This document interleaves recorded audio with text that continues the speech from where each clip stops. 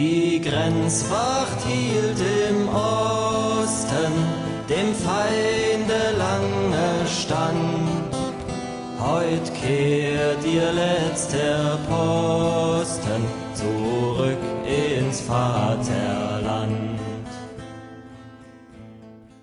Adriana Kuch was a normal or even beautiful girl living in New Jersey and going to school. She was bullied, including on social media, where her victimizers made threats and told her explicitly that they would attack her. Adriana showed these messages to several administrative staff members. None of them did anything. Then she was attacked in a hallway, sucker punched, hit in the face with a water bottle. She blacked out during the attack. Someone recorded the attack. The camera already pointed in the direction before the first hit. We hear voices on the video cheering the attack, yelling, "That's what you get," and other censored parts of the clip. Now, 4 students have been charged for this bullying. They weren't charged when it happened, though, even though they recorded the attack and posted it in celebration. No, first we saw Adriana's bruises since she took pictures. Then Adriana killed herself. That's when these attackers were charged. Action was not taken until after it was too late.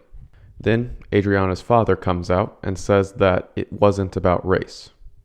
Knowing that Adriana was of European descent, noticeably so, and that her father is now saying this, isn't he trying to refute what might be easily assumed from many similar circumstances? What if we can't find the text saying that these non-whites were bullying and hitting Adriana because she was white? Because she was a member of a hated race without institutional protection? What if the censored parts of the video going around aren't uncensored so that we can't ever hear the anti-white slurs which other non-whites shouted while cackling at Adriana's pain? What if these censored parts don't have anti-white slurs actually? What if we do see all the texts and no evidence ever turns up that these non-whites hated Adriana, explicitly at least, for being white? Now, though I'm not stupid, prior to this attack, much the same has happened to Olivia Odia at the same school. Olivia also looks white. Do we know the race of her attackers, though? Not necessarily, but there could be indicators. If the case sounds so familiar, and if the school administrators also didn't do anything for Olivia, can we guess what could have happened? What would be the chance that the bullies who committed similar actions in a similar place were similar or the same people? Also, just very recently, do we know the race of the tall, fat girl that attacked and choked this 12-year-old boy at Walt Whitman Middle School in Alexandria, Virginia? Note also that in so many of these cases now, we can only know the race of the protected victimizers since they will boldly film themselves. I'd suppose that they even realize that if they do face punishments, their faces will be blurred out by the media that takes these clips and pictures. The victimizers, like here, have their names and their faces protected, while showcasing the filmed intimidation of these white students. We also certainly know the race of the group of students. Yes, again, a group willing to act together to terrorize racially, who rounded up white students at Kenwood Elementary School in Ohio. They threatened them and violently dragged them or hit them until the group were cornered and forced to say, "Black Lives Matter." These are all recent. If you start here, you will find many such incidents. So I talked to a young woman, and I learned that very similar events had happened to her while in school. These hate-filled actions coming from non-whites again. Note that it was again normalized in-group for them. They could talk to each other and instigate attacks easily. Then I asked further, and sure enough, her younger sister is going through the same also currently. But each year, this stuff does get worse. And in all cases, the administration does nothing.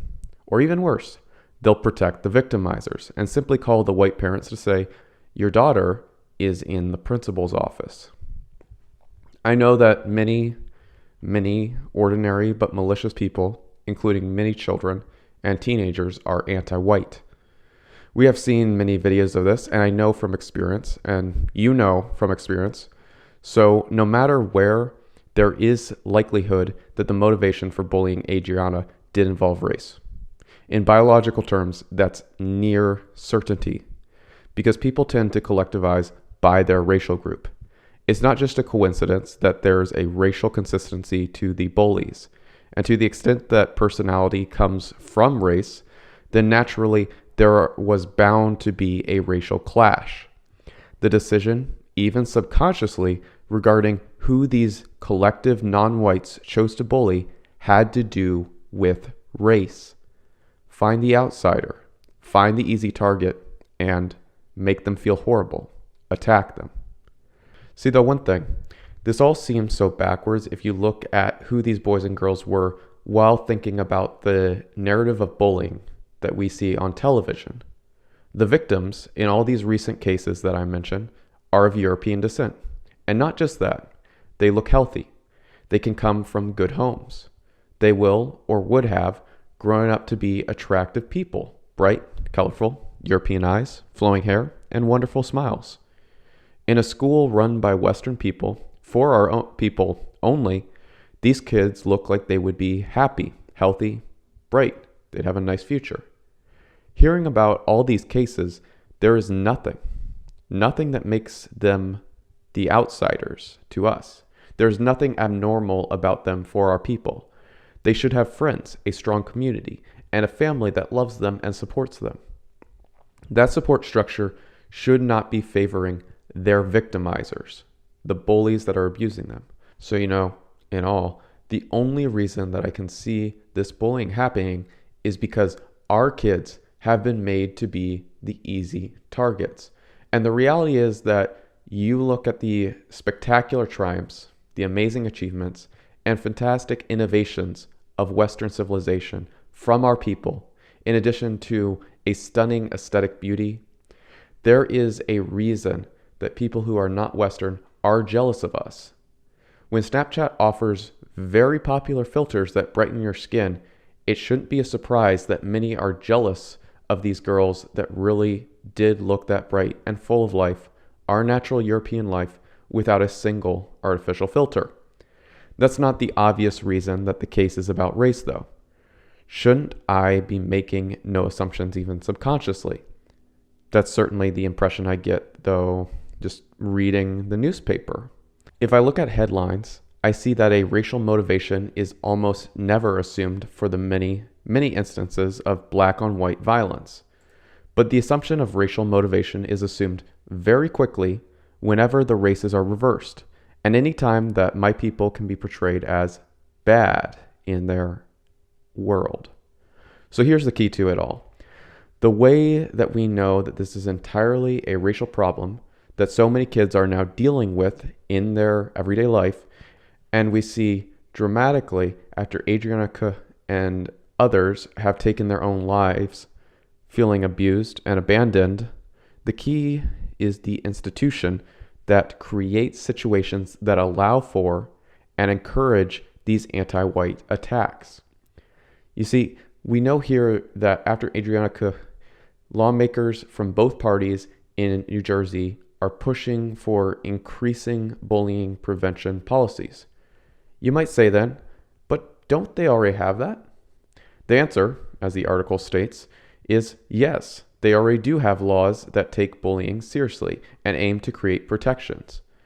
They're looking at the Tyler Clementi Higher Education Anti-Harassment Act, a federal law that came from New Jersey. This law was made to make, quote, America's colleges and universities safer and more affirming for LGBTQ plus students by requiring the establishment of policies that prohibit harassment based on sexual orientation and gender identity. So tell me, who's left out? Who is always left out of these protections? Approaching the Adriana Kuch case, Senator Shirley Turner said, "We need the law to protect all students, and it needs to be more universal." So, Senator Shirley Turner, why were your prior laws not universal. Who was left out? I want you to say it. Which race doesn't get protection? Which sexuality doesn't get protections?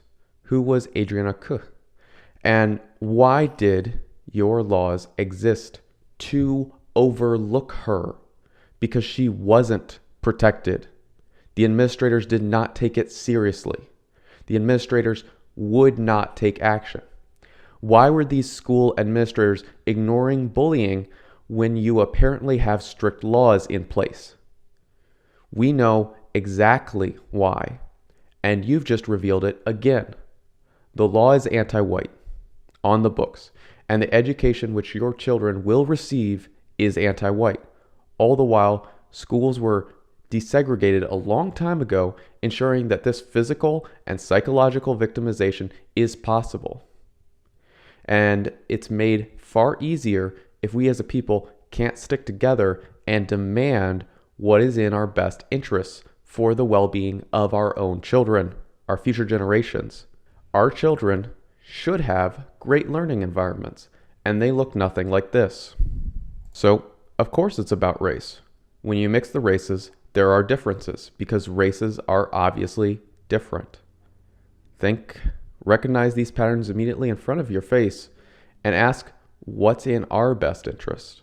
People collectivize along racial lines, and you know it. You've seen it. I've seen it.